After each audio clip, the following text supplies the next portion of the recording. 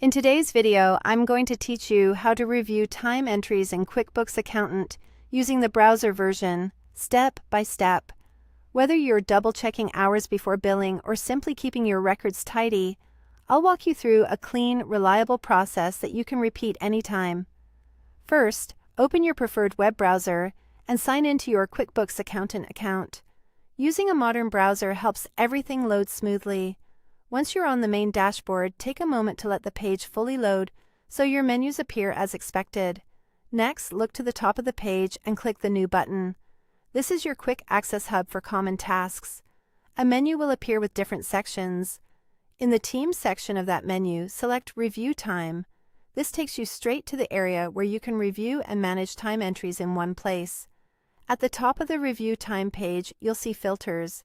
Use these to choose the specific employee or contractor you want to review, and then set the date range.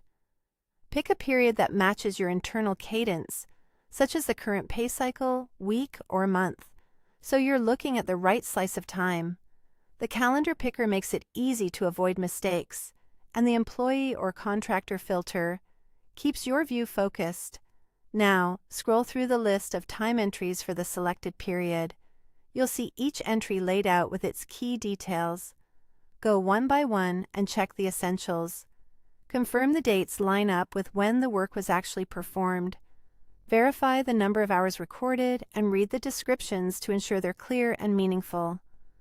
Descriptions should explain what was done in plain terms, so anyone reviewing later will understand the context. If you spot anything that needs attention, click directly on the entry to make edits. Adjust the date if needed, correct the hours, and refine the description to be specific and accurate. Keep your wording consistent with your firm's standards, so reports look professional and are easy to audit later. Once you've made your corrections, click Save to commit the changes.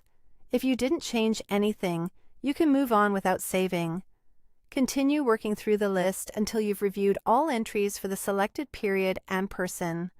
Finally, confirm that all time entries are accurate and up to date. A quick scan from top to bottom is often enough to catch anything you might have missed. If you need to review another team member or a different date range, just update the filters and repeat the same process. If this video helped, please like, subscribe, and share. Thanks for watching.